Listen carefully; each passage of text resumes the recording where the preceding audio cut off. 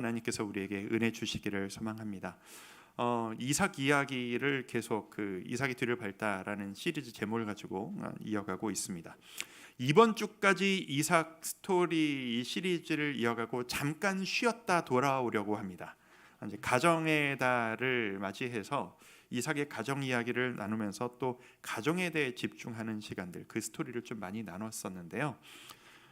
교회의 우리 시작 지점이다 보니까 이 가정사 그리고 가정의 이야기, 성경 인물도 중요하지만 교회의 시작과 함께 다듬어져야 될 주제가 우리에게 또 있음을 제가 또 기도하면서 좀 점검을 하게 되었습니다. 그래서 오늘까지 이 이야기를 나누고, 그리고 다음 주부터는 교회의 가장 근본이 이제 복음 이야기, 예수님을 만난 사람들이라는 주제로 좀 이렇게 비간헐적 시리즈를 이어갈까 합니다. 그래서 복음에 대한 이야기, 복음을 만나고 변화된 사람들의 이야기, 상처의 극복에 대한 이야기, 그리고 동시에 교회 시작과 함께 기도가 많이 필요함을 느낍니다. 기도를 어떻게 할 것인가, 우리 교회는 어떻게 기도하며 나아갈 것인가, 기도에 대한 시리즈도 이어져 가려고 합니다. 이렇게 갔다가 저렇게 갔다가 제가 기도하면서 우리 교회에 지금 필요한 메시지가 무엇인가를 계속 고민하면서 진행하려고 합니다. 함께 기쁨으로 따라와 주시면 좋겠습니다. 가정에 대한 이야기를 계속 다루고 있었습니다. 오늘이 가정의 달 5월의 마지막 주인데요. 가정이라고 하는 것은 우리 인생의 가장 중요한 주제 중에 하나입니다. 그리고 가정에 대해서 성경에 비추어서 생각을 해본다는 건 내가 어떻게 하면 행복할 수 있느냐라고 하는 단순한 실천의 문제이기 이전에 하나님이 우리에게 주신 생활의 근본에 대한 점검이고, 우리가 자녀를 양육할 때 믿음이 어떻게 전수되어야 하는가 하는, 어떻게 보면 우리의 삶 중에서 직장보다 그 어떤 것보다 가장 중요한 것이 바로 이 가정이라는 것을 부인할 수는 없습니다. 그런 면에서 가정이라고 하는 주제가, 글쎄요, 제 착각인지는 모르겠습니다만 성도님들을 뵙고 대화를 나누다 보면 관심은 제일 많이 있지만 제일 많이 좀 대가지불되는 게 이 가정이라는 생각을 해왔습니다.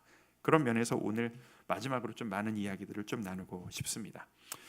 오늘 읽으신 본문은 두 부분으로 나눠질 수가 있습니다. 1절에서 5절까지는 이제 흉년이 들어서 이사를 가려다가 하나님이 나타나셔서 그걸 막으시고, 너 저기 애굽으로 내려가지 말고 여기에 머물러 있어라, 그러면 내가 너에게 복을 주마 하시는 이야기가 1절에서 5절까지 이야기고요. 6절부터 11절까지는 이삭이 아내 리브가를 누이라고 속였다가 들통이 나는 그런 유명한 이야기입니다. 두 개의 다른 이야기이지만 1절부터 5절, 6절부터 11절까지 이야기, 다른 이야기가 붙어 있는 것 같지만 사실 이 이야기는 성경에 의도가 있는 연결입니다. 통일성이 있어요. 이삭의 아버지였던 아브라함이 했던 행동의 정확한 평행 구조가 이루어집니다. 제가 성경을 몇 절 쭉 읽어볼 테니까 저게 무슨 얘기인가 하면서 한번 따라와 보시길 바라겠습니다. 창세기 12장 10절 말씀을 제가 한번 읽어드립니다. 아브라함 이야기입니다. 그 땅에 기근이 들었으므로 아브라함이 애굽에 거류하려고 그리로 내려갔으니 이는 그 땅에 기근이 심하였습니다. 이게 뭐냐 하면, 아브라함이 옛날에 흉년이 너무 심해서 먹고 살기가 어려워서 애굽으로 이사를 했던 적이 있었습니다. 그리고 그 애굽 땅에서 처음으로 자기 아내를 누이라고 속였다가 들통이 났던 적이 한 번 있었습니다. 어느 때에? 흉년의 때에. 그 다음에 또 어떤 일이 있었냐면 20장 1절 2절을 읽어드릴게요. 또 아브라함입니다. 아브라함이 거기서 네게브 땅으로 옮겨가 가데스와 술 사이 그랄에 거류하며 그의 아내 사라를 자기 누이라 하였으므로 그랄 왕 아비멜렉이 사람을 보내어 사라를 데려갔더니, 그랄이라고 하는 지명을 좀 기억해 두시죠. 그랄이 어디냐면 애굽과 그 가나안의 경계선상에 있는 지역입니다. 이제 블레셋의 땅입니다. 거기에 갔다가 그 그랄 땅에서 또 한 번 아내를 누이라고 속입니다. 아내 입장에서는 속 터질 입장이죠. 남편이 두 번이나 자기를 팔아서 살겠다고 그런 일을 저지른 겁니다. 그리고 세 번째입니다. 아브라함의 또 하나 이야기, 22장 17절을 읽어드립니다. 내가 내게 큰 복을 주고 내 씨가 크게 번성하여 하늘의 별과 같고 바닷가의 모래와 같게 하리니 내 씨가 그 대적의 성문을 차지하리라. 하나님께 축복의 약속을 받죠. 하늘의 별과 같이 너와 네 후손이 번성하게 될 것이다 라고 하는 약속을 받습니다. 자, 세 가지 말씀드렸어요. 그 흉년의 때 그랄이라는 지방, 그리고 하나님께 받은 약속, 이게 짬뽕돼서 하나로 엮여진 것이 오늘의 본문입니다. 자, 1절, 오늘 본문 1절 읽어드릴게요. 아브라함 때에 첫 흉년이 들었더니, 아까 우리가 읽었던 이야기죠. 그 땅에 또 흉년이 들매 이삭이 그랄로 가서 블레셋 왕 아비멜렉에게 이르렀더니, 그러니까 아버지가 겪었던 흉년을 겪었습니다. 그리고 그때 아버지가 갔던 그랄 땅으로 갑니다. 그리고 거기서 하나님께서 아버지 아브라함에게 주셨던 약속을 그대로 이삭이 받습니다. 4절, 내 자손을 하늘의 별과 같이 번성하게 하며 이 모든 땅을 내 자손에게 주리니 내 자손으로 말미암아 천하 만민이 복을 받으리라. 아버지 아브라함에게 주셨던 약속과 너무 유사한 약속이죠. 사실 그대로의 약속입니다. 내가 네 아버지와 약속했다. 이제 너에게 그 복을 주기를 원한다. 그리고 그 뒷이야기, 아버지가 했던 것 같이 아내를 누이라고 속여서 살려고 하는 그 시도의 이 행동을, 이 짓을 이삭이 똑같이 따라합니다. 신기한 나열이죠. 이 성경이 이런 구성들을 보면 이게 일부러 이렇게 연결해서 이 구조를 부각시키려고 한 게 분명하구나 라고 생각해도 될 만큼 아버지의 행동을 그대로 따라가는 아들 이삭의 모습을 우리가 볼 수 있습니다. 아버지가 겪었던 장소에서 같은 상황이 일어나자 같은 선택을 하는 아들의 모습, 우리에게 참 많은 생각거리를 주는 것 같습니다. 자, 한 달 동안 가정에 대한 이야기를 나눴고 오늘은 그 마지막입니다. 마무리입니다. 그리고 사실 오늘 제가 나눌 이 이야기는 옛날부터 제가 언젠가 담임 목회를 해서 설교를 하게 되면 언젠가 한 번은 꼭 나누고 싶었다라고 생각을 해왔던, 그리고 사실 여기저기서 많이 이야기했던 주제입니다. 세 가지로 한번 정리해 보도록 하겠습니다. 첫 번째, 오늘 나의 모습이 내 자녀에게 인생의 샘플이 될 것이라는 이야기입니다. 아까 성경을 쭉 읽어드렸을 때 보셨던 것처럼 성경은 의도적으로 아브라함과 이삭의 행적을 오버랩을 시킵니다. 그리고 이삭이 아버지를 그대로 따라갔다라고 강조합니다. 이삭 입장에서는 청소년기 때 내가 아버지가 하나님과 약속하면서 복을 받는 그 약속하는 모습을 보았었는데, 내가 커서 어른이 되자 그 동일하신 하나님과 동일한 약속을 하는 그 모습, 그리고 아버지 아브라함이 했던 일생일대의 실수를 자기도 결혼을 한 후에 똑같이 저지르고 있는 이 모습, 성경이 이런 구조를 굳이 우리에게 보여주실 때 우리도 내 부모의 연약함을 내가 닮아서 지금까지 따라왔고 내 자식도 나를 따라서 그렇게 살아갈 수 있다 라고 하는 우리의 삶을 투영해서 말씀하시는 것 같이 저는 느껴집니다. 이건 정말 두려운 이야기일 수 있는 이야기입니다. 그리고 동시에 엄청난 동기부여이기도 합니다.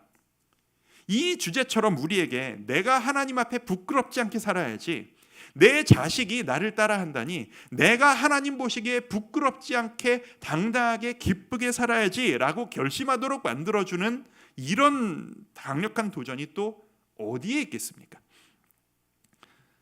여러분께 한번 여쭤보고 싶어요. 여러분의 부모님들을 닮으셨습니까? 외형이 닮으셨습니까? 성격이 닮으셨습니까? 입맛이 닮으셨습니까? 어떤 부분들이 닮으셨어요? 그리고 여러분의 자녀가 있으시다면 여러분이 사시는 모습이 여러분이 자녀가 따라간다고 했을 때 여러분은 행복하시겠습니까? 아니면 아니 제발 그것만은 안 된다 라고 하시겠습니까? 우리는 우리의 삶에서 좋든 싫든 우리 부모님들의 행적을 우리 스스로에게서 많이 발견합니다. 이 주제로 정말 많은 이야기를 할 수 있을 것 같아요. 뭐 예를 들어서 어느 날 세수를 하고 얼굴을 봤더니 내 얼굴에서 내 아버지의 얼굴이 보인다 뭐라던가, 어느 날 내가 주위 사람들에게 막 잔소리를 하고 있었는데 이 모습이 익숙해서 생각을 해보니 우리 어머니가 나한테 하던 잔소리의 모습과 너무 비슷하다라고 하는, 근데 내가 이게 너무 싫었었는데 내가 이걸 똑같이 따라하고 있네 라고 하는 그런 식의 깨달음, 그리고 내가 가진 약점을 내 자식이 똑같이 가지고 있는 것을 어느 날 발견하고 나서 그게 너무 싫어서 이걸 어떻게 해야 되지 어쩔 줄 모르는 그런 모습들, 이런 거 말이죠. 저만 해도 그렇습니다. 이제 저희 부모님 세대들은 이제 전쟁 후 세대이시기 때문에 단순히 그 세대를 제가 판단할 수도 없고 오늘날 저 세대와 같이 이렇게 비교한다는 것은 불가능합니다. 단순 비교는 참 불가능합니다. 참 힘든 시대를 사셨고 상처 많은 시대를 사셨습니다. 그럼에도 제가 그분들의 삶에 받은 영향은 어마어마하게 크고 또 닮아 있다라는 것을 부인할 수 없을 것 같습니다. 여러분들도 마찬가지실 겁니다.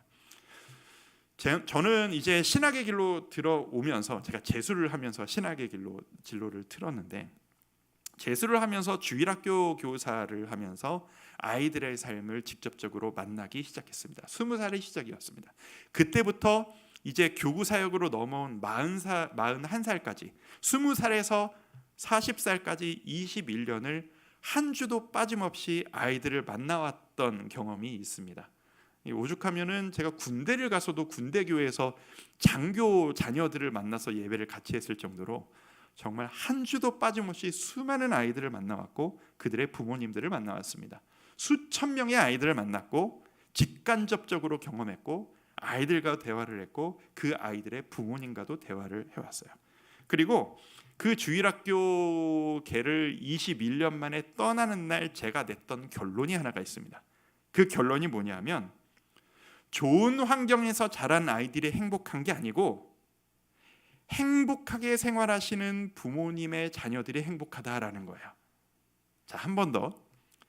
행복한 환경을 부모님이 만들어주시면 그 환경에서 살 때 아이들이 행복한 게 아니고 환경과 상관없이 부모님의 행복하게 살아가시는 가정의 자녀들은 그냥 환경과 상관없이 행복하더라 라는 것이 저의 결론이었습니다. 왜냐하면 보면서 자란 것이 실천하기가 제일 쉽기 때문입니다. 보면서 본 대로만 하면 되기 때문이에요. 근데 보지 못한 것들은 미지의 영역이라 도전하기가 너무 어렵습니다. 가진 게 없어도요, 행복하게 사시는 부모님을 보며 자란 아이는 행복이 어렵지 않습니다. 그대로만 하면 되니까. 근데 뭔가를 가지려고 아둥바둥 하시는 부모님을 평생 보면서 자란 아이는 내가 가졌던 것을 잃어버렸을 때 많은 것이 너무 어려워집니다. 그게 없이 행복한 게 뭔지를 본 적이 없기 때문일 거예요. 다 제가 보고 들었던 이야기인 거예요. 제가 직간접적으로. 끊임없이 도전하는 부모님을 보며 자란 아이들은 새로운 도전이 그렇게 두렵지 않습니다. 술로 스트레스를 푸는 부모님을 보며 자란 아이들은 술 없이 스트레스를 푼다는 것이 어떤 것인지가 너무나도 어렵습니다. 본 게 그거밖에 없기 때문이에요. 집안이 망해도, 여기까지만 할게요. 집안이 망해도 그 고난 가운데 있을 때 부부가 서로 격려하면서 괜찮아, 우린 이겨낼 수 있을 거야, 하나님이 우리에게 힘 주실 거야 라고 격려하면서 힘내시며 여전히 웃으시며 사는 그 부모님을 보면서 자란 자녀들은 고난이라는 게 상대적으로 덜 어렵습니다. 우리 엄마 아빠처럼만 하면 저렇게 이겨낼 수 있는데 뭐, 웃을 수 있는데 뭐 라고 생각이 되기 때문입니다. 자, 아이들한테 들은 이야기예요. 아이들에게 제일 어려운 문제가 뭔지 아세요? 제가 들은 이야기를 그대로 전해드릴게요. 엄마가 널 위해 다 희생하고 다 해줄게. 그러니까 엄마처럼만 살지 마. 이게 제일 어렵습니다. 왜냐?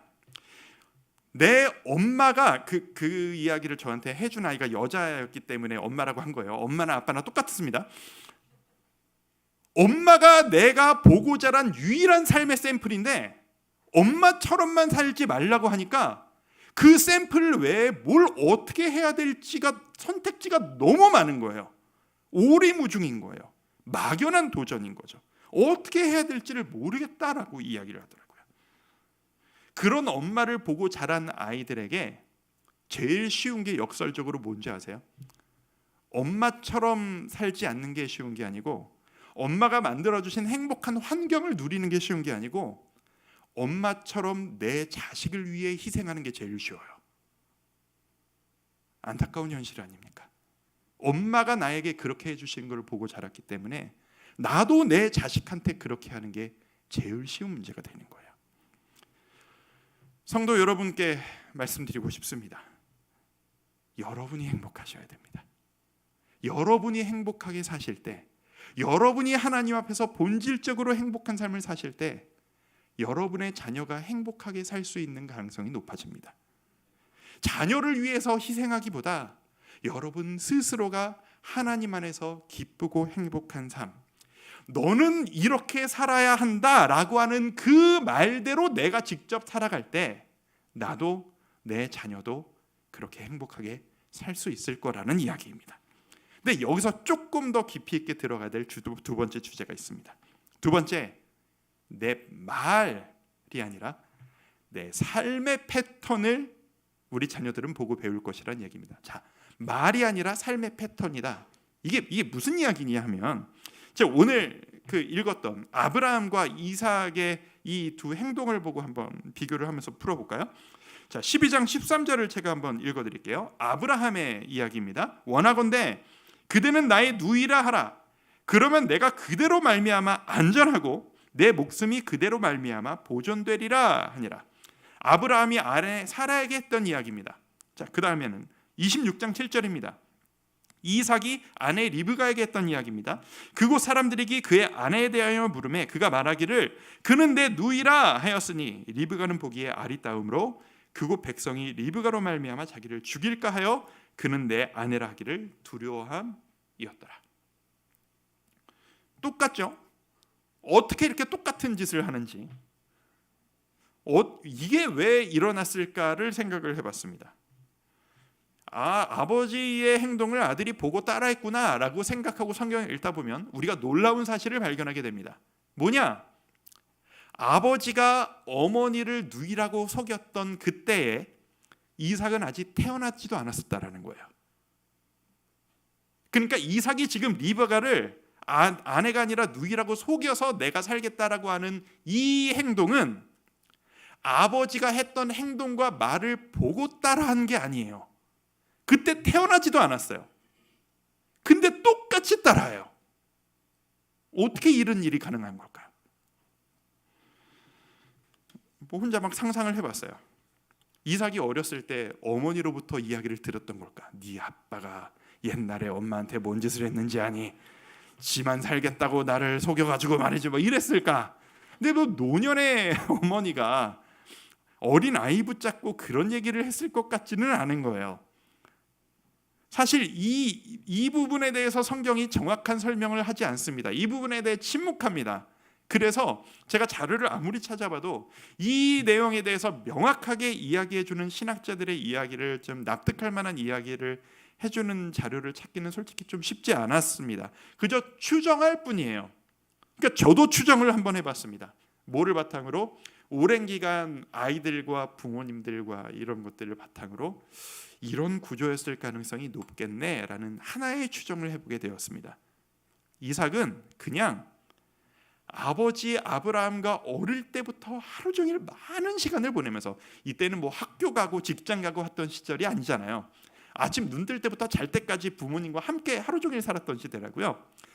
어린아이 이삭이 아버지 아브라함과 하루 종일 시간을 보내면서 아버지의 말과 아버지의 생활 패턴과 아버지가 했던 선택의 방법들과 그 모든 삶의 방향성들을 보고 배우면서 그 패턴을 담기 시작한 겁니다.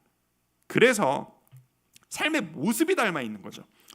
그래서 아버지의 강함도 이어받고 약점도 그대로 이어받아서 아버지와 비슷한 상황, 코너에 몰린 그 상황이 됐을 때 아버지가 했던 그 패턴 그대로 선택을 하다 보니 똑같은 행동을 하게 된 것은 아닐까라고 말이죠. 제가 지금까지는 그냥 추정을 해보건데 이게 가장 유력한 추정인 것 같아요. 그럴듯하지 않습니까? 이 사실이 우리에게 도전을 줍니다. 삶을 가르쳐주고 또 배운다는 건 내가 어떤 말을 전달했느냐의 말의 내용으로 전달되는 것만은 아닌 것 같습니다. 그냥 내 맘대로 막 살다가 자식이 나를 보는 순간 올바른 말을 전달한다고 엄마가 아빠가 너한테 이런 말 했잖아 라고 해서 그 말을 아이가 듣는 것은 아닌 것 같습니다. 저만 봐도 그럴 것 같아요. 저도 남이 뭐라고 한다고 그 말 내용대로 가지는 않거든요. 어느 날 내가 코너에 몰려있고 내가 공부할 때 내가 어떻게 해야 되지? 라고 했을 때 내가 봐왔던 본받고 싶은 나의 부모님, 내 신랑의 선배들을 바라보면서 그분은 어떤 식으로 선택했지를 보고 그 패턴을 따라하게 되잖아요. 우리 모두가 그렇지 않나요? 그러니까 우리 자녀들이 우리에게서 배우는 것은, 우리가 부모님에게서 배운 것은 내가 정말 힘들 때 나는 무엇을 타협했었는가. 오늘 오후 여러분들이 집으로 돌아가셔서 이 쉬는 날 편하게 모든 가정이 늘어져 있을 때 나는 어떤 행동을 하고 아내에게 어떤 말을 던지고 남편에게 어떤 말을 던졌는가. 그것들을 보고 그것을 따라한다라는 것입니다. 이게 우리가 전달하는 우리의 삶의 패턴인 것 같습니다. 그래서 우리에겐 말의 변화가 아니라 삶의 변화가 필요한 것 같습니다. 좋은 것을 가르쳐 주는 것이 아니라 좋은 삶을 보여주는 것이 우리에게 너무나도 중요한 문제가 되는 것 같습니다. 지금 여러분의 표정을 보니 여러 가지 생각들을 막 하고 계신 게 제가 막 느껴집니다. 그리고 여러분들 중에 지금 이런 얘기를 들으시면서 오히려 마음이 더 어려워지시는 분들이 있으실 수 있다는 것도 저는 알고 있습니다. 가정에서 처음 신앙생활을 시작하신 분들, 신앙의 1세대이신 분들, 그리고 가정의 어려움들로 인해서 상처를 받고 지금 그걸 극복하려고 애를 쓰는데 그게 되지 않아서 너무 힘드신 분들, 지금은 내가 하나님 앞에 나아왔지만 예전에 내가 하나님을 몰랐을 때 자녀에게 전달해 줄 수밖에 없었던 그 아픈 기억들로 인해 힘들어하는 자녀를 보는 나의 아픈 마음들, 이걸 어떻게 해야 하란 말이냐. 우리는 어쩔 수 없는 가정이란 말이냐. 그래서 세 번째 얘기를 전달해 드리고 싶습니다. 이어받은 상처는 은혜로 극복할 수 있다라는 사실입니다. 다시 한번 말씀드립니다. 이어받은 상처는 분명히 은혜로 극복할 수 있습니다. 이게 하나님의 은혜입니다. 한때 그 교계에서 유행했던 말들 중에 제가 진짜 싫어했던 개념 말이 하나가 있어요. 그게 뭐냐? 그 가게에 흐르는 저주라는 말이에요. 이게 책도 있어요. 그리고 이게 그 뭐 내적 치유 뭐 이런 거 하시는 분들에게서 많이 유행했던 말인데 저는 이 개념을 인정할 수 없어요. 저는 성경적이지 않다고 생각해요. 이게 무슨 개념이냐면 집안에 대를 이어서 흐르는 그 저주가 있어서 우리가 하나님의 힘을 힘입어서 이 저주를 끊어내야 한다라는 개념이에요. 근데 저는 아무리 성경을 봐도 가게에 흐르는 저주라는 표현은 있지도 않거니와 오히려 성경에서는 그 부모의 죄악으로 인하여 자녀가 벌을 받는 일은 없을 것이다 라는 말들만 가득하고 부모가 하나님을 기쁘게 했기 때문에 자녀가 복을 받을 것이다 이런 이야기가 가득하지 가정에 흐르는 저주, 저는 그런 개념을 인정할 수가 없어요. 다만 이것만이 있다고 저는 생각해요. 부모가 상처가 너무 많으면, 너무 힘들게 생활을 하셨으면 그 상처를 가지고 자녀를 양육하시다 보니 그 상처가 자녀에게 전달된 것들일 뿐이에요. 자, 이게 뭐가 다르냐 하면 상처가 전달받았다는 것은 그거는 극복해야 될 저주가 아니라 우리가 노력해서 극복할 수 있는 문제라는 이야기예요. 상처는 극복이 가능하거든요. 여러분, 우리가 상처, 어려움, 고난, 고통 너무 많이 이야기하다 보니까 이 상처라고 하는 것이 우리에게 너무 큰 두려움이 되어져 버렸어요. 제가 상처를 극복해 본 적이 있는 사람으로서 여러분에게 말씀드립니다. 상처는 은혜로 극복할 수 있습니다. 하나님이 우리에게 그 힘을 주십니다. 이어받은 상처 있으세요? 지금 부모님이 생각나세요? 그리고 자꾸 자식이 생각나세요? 이겨내실 수 있습니다. 하나님이 그것을 가능하게 만들어 주실 것이라고 저는 믿습니다. 이사야 61장 1절 말씀을 제가 읽어드리죠. 주 여호와의 영이 내게 내리셨으니 이는 여호와께서 내게 기름을 부으사 가난한 자에게 아름다운 소식을 전하게 하려 하심이라. 나를 보내사 마음이 상한 자를 고치며 포로된 자에게 자유를, 갇힌 자에게 노임을 선포하며. 이 자유와 회복을 허락하시는 분이 하나님이시라고 저는 믿습니다. 그리고 그 회복을 우리 성도님들의 가정이 경험하실 수 있기를 축복해 드리고 싶습니다. 죄와 상처로 가득한 우리를 회복시키는 하나님이십니다. 그 하나님 앞에 우리의 가정을 맡겨드릴 수 있었으면 좋겠습니다. 여러분의 자녀의 삶도 하나님께 맡기십시오. 우리가 어쩔 수 없는 삶입니다. 우리 부모님의 내 삶을 어떻게 할 수 없었듯 우리 자녀들의 삶도 내가 어떻게 할 수 없습니다. 이 아이들의 온전한 주인이신 하나님께 맡겨주셔야 합니다. 하나님께서 모든 것을 제자리로 돌려놓으실 것입니다. 그리고 은혜만이 그것을 가능하게 합니다. 어떻게든 우리를 회복시키시려는 하나님, 우리가 내 자식에게 좋은 것만 주려고 아둥바둥하는 것처럼 내가 내 자식 사랑하는 것보다 하나님이 우리 더 사랑하시거든요. 여러분에게 좋은 것 주시려고 아둥바둥하시는 하나님이세요. 여러분 창세기 초반에 이야기 아시잖아요. 아담과 하와가 처음 죄를 지었을 때 부끄러움이 생겼어요. 그 부끄러움을 가리시려고 가죽옷을 지어 입으셨던 하나님, 우리의 힘들어하는 것, 우리가 부끄러워하는 것, 하나님 입장에선 속이 터지시지만 그것을 가려주시고 회복시켜 주겠다라고 하시는 그 하나님, 그 하나님 앞에 나아가야 하는 겁니다. 그리고 그것을 위해 우리는 복음 앞으로 나아가야만 할 것입니다. 그래서 다음 주에 우리가 복음 이야기를 한번 나누고 싶은 거예요. 여러분을 회복시키시려고 십자가에 달리신 예수님이십니다. 그 힘으로 우리는 회복할 수 있습니다. 주님을 의지하십시오. 여러분의 가정에 행복이 임하시기를 소망합니다. 그리고 가정의 달을 맞아서 많은 이야기를 나눴는데 마무리하면서 꼭 강조하고 싶은 마지막 주제, 3+1이에요. 오늘 주제 마지막 하나입니다. 제 진짜 하고 싶었던 제 소신 중에 하나입니다. 가정의 1순위는 자녀 양육이 아니라 부부관계입니다. 한 번 더, 가정의 1순위, 가정에서 가장 집중해야 될 가치는 자녀 양육이 아니라 부부관계의 회복, 건강한 부부관계라는 것입니다.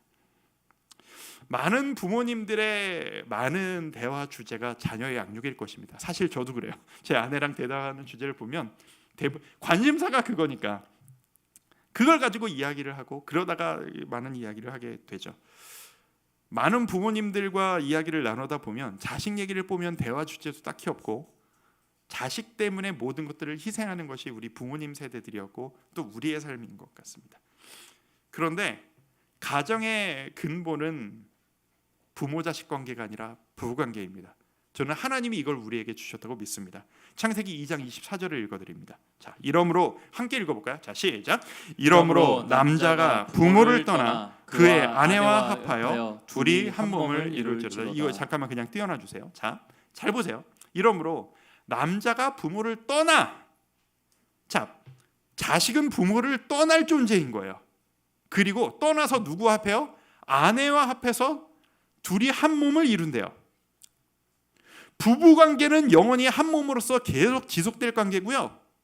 내가 부모님에게서 떠나는 것처럼 내 자식도 내가 끼고 돌려고 해도 나를 떠나야만 해요. 그게 하나님의 창조 논리상, 창조 섭리상 맞아요. 그래야 내 아이도 건강할 수 있고 나도 건강할 수 있어요. 여러분, 부모와 자식은 떠나 보내야 하는 관계입니다. 그리고 나에게 남는 것은 나의 배필, 나를 돕는 자, 나의 남편, 나의 아내뿐입니다. 우리나라 문화 정서상 부모님을 섬기기 위해서 부부간의 시간이 희생됩니다. 그리고 자녀 양육을 위해서 조금 더 많은 것들을 준비해야 되고 일해야 하고 부부간의 대화와 둘이 하는 식사와 많은 깊은 서로의 심정을 헤아리는 것들과 너무 많은 것들이 희생되어집니다. 자식된 도리를 하기 위해, 자식을 잘 키우기 위해. 근데 성경은 우리에게 이렇게 이야기합니다. 그게 본질이 아니고 너의 남편, 너의 아내가 네 삶의 근본이다 라고 말입니다. 우리는 한국 사회가 요즘 좀 그런 것 같아요. 자녀 양육이 중요하죠. 저도 중요합니다. 우리 모두에게 중요합니다. 근데 필요 이상으로 과열된 것 같다라는 생각을 종종 합니다. 그리고 내가 채우지 못하는 부부관계를 자녀를 통해서 대리 만족을 하려고 애쓴다는 생각도 종종 합니다. 그렇지 않습니다. 내 남편, 내 아내, 건강한 부부관계. 제가 아까 21년 주일학교를 떠나면서 결론이라고 말씀드렸죠. 조금 더 깊이 심화로 들어가 볼까요? 자, 자식에게 집중하는 가정보다 부부관계를 더 소중히 여기는 가정에서 자란 아이가 더 행복합니다. 이거 진짜예요. 진짜로 그래요. 제가 가끔씩 주일학교에서 만나서 얘 진짜 멋지게 컸다라는 아이들이 있어요. 그리고 그 아이들의 부모님을 만나보잖아요. 여지없어요. 아이가 가정의 1순위가 아니었어요. 남편과 아내가 가정의 1순위였어요. 그 아이들이 기가 막히게 멋지게 커요. 우리의 자녀들이 그렇게 컸으면 좋겠습니다. 건강한 부부관계를 보면서 자란 아이들이 엄마 아빠가 서로를 사랑하고 애정을 표현하며 서로를 격려해 주는 것을 보고 자란 아이가 건강한 가정을 꾸립니다. 건강한 행복한 생활을 합니다. 창세기 2장 18절을 읽어드립니다. 여호와 하나님이 이르시되 사람이 혼자 사는 것이 좋지 아니하니 내가 그를 위하여 돕는 배필을 지으리라. 여러분의 배우자는 여러분에게 돕는 배필이십니다. 여러분을 돕는 자입니다. 여러분이 은혜를 누리고 있다라는 가장 강력한 증거가 여러분이 가정이 행복하고 여러분의 부부관계가 행복하다라는 것이기를 소망합니다. 내가 하나님을 진실로 사랑한다는 것을 뭘로 증명하겠습니까?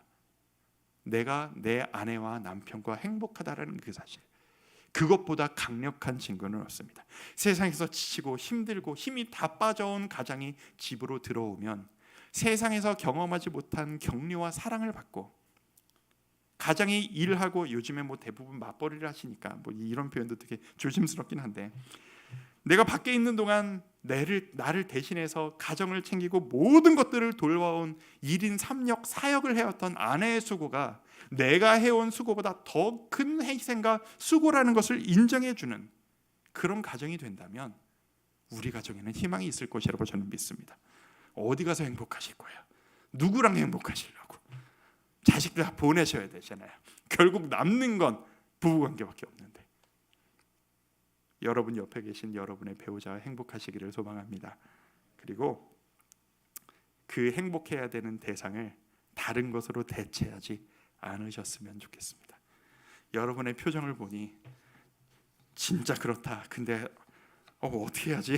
이런 표정들이 보이십니다. 왜냐? 우리가 그걸 보고 자라지 못했기 때문이에요. 우리가 그것에 익숙하지 않기 때문이에요. 근데 저는 믿습니다. 하나님께서 우리에게 그것을 가능케 하실 것이라는 걸. 우리가 복음에 집중할수록 하나님이 그 힘을 우리에게 주실 것이라는 것을 믿습니다. 가정에 대한 많은 이야기를 한 달 동안 나눴습니다. 우리 주와 함께 교회는 가정이 살아있는 교회였으면 좋겠습니다. 깨진 가정들이 회복되는 가정이었으면 좋겠고, 여러 이야기들을 제가 나눌 때 이 이야기들이 우리 가정에는 적용하기가 참 힘든 상황이어서 부딪힌 성도님들도 있으셨을 것입니다. 더 큰 은혜를 허락하실 것입니다. 상상하지 못할 방법으로 은혜를 허락하실 것이라고 믿습니다. 그 은혜를 구하며 우리 찬양하며 나아가실까요? 전능하신 나의 주 하나님은 능치 못하실 일 하나도 없다. 우리의 모든 간구도 우리의 모든 생각도 모든 것들을 이루시는 하나님, 그 하나님께서 여러분의 가정에 상상치도 못했던 회복들과 그 능력을 허락하실 것을 믿습니다. 그것을 꿈꾸며 찬양하며 나아가도록 하겠습니다. 전능하신 나의 주 하나님은 능치 못하실 일 전혀 없네. 능치 못하실 일 전혀 없네. 우리의 모든 간구도 우리의 모든 생각도 우리의 모든 꿈과 모든 소망도 신실하신 나의 주 하나님은 우리의 모든 괴로움 바꿀 수 있습니다. 불가능한 일을 행하시는 하나님, 불가능한 일 행하시고 죽은 자를 일으키시니 그를 이길 자 아무도 없네. 주의 말씀 의지하여 깊은 곳에 금을 던져 오늘 그가 놀라운 일을 이루시는 것 보라. 주의 말씀 의지하여 믿음으로 금을 던져 믿는 자에게 능치 못함 없네. 우리 한 번 더 이 찬양할 텐데요. 찬양을 하면서 우리의 가정을 생각하면서 이 찬양을 고백으로 나아갔으면 좋겠습니다. 불가능해 보이는 이 이야기, 남편의 구원이 불가능해 보이는 일 같고 아내와의 관계의 회복이 불가능한 일같이 여겨지고 자녀가 나에게 상처 입은 내 자녀가 주님 앞에 나와 함께 앉아있는 것이 불가능한 문제같이 보여지지만 하나님은 이 일을 가능케 하실 것이다. 왜? 나보다 하나님이 그 일을 더 원하시니까. 간절히 불가능한 일을 가능케 하시는 하나님 기대하면서 한 번 더 고백하며 나아가도록 하겠습니다. 전능하신 나의 주 하나님은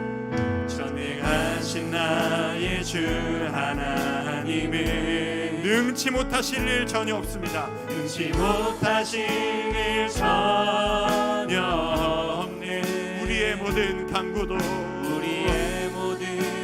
우리의 모든 생각도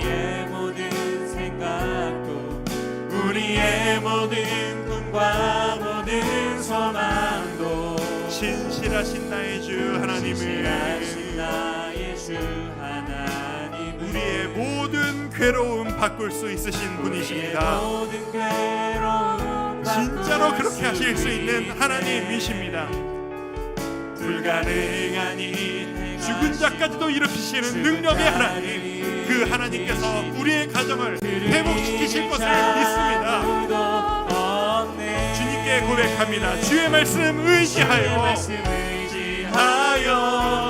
깊은 곳에 금을 던져 오늘 그가 놀라운 일을 이루시는 것 보라.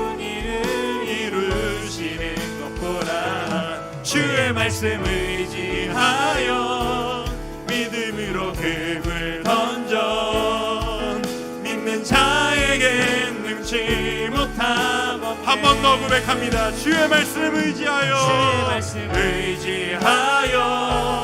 깊은 곳에 금을 던져 오늘 그가 놀라운 일을 이루시는 것 보라. 주의 말씀 의지하여 믿음으로 금을 던져 믿는 자에게 능치 못함 없네. 우리 같이 한번 기도하며 나아가겠습니다. 하나님, 우리 가정을 책임져 주시기를 원합니다. 나의 자녀를 책임져 주시기를 원합니다. 우리 부모님을 책임져 주시기를 원합니다. 우리 가정이 올바로 사는 것이 하나님이 원하시는 바인지를 우리가 아는데 불가능해 보이는 우리의 가정의 회복이 하나님 앞에 놓여질 때 불가능한 일을 가능케 하시는 그 능력으로 회복되어질 것을 꿈꾸고 또 기대합니다. 주여, 우리의 가정을 주여 책임져 주시옵소서. 기도하며 나가도록 하겠습니다. 기도합니다.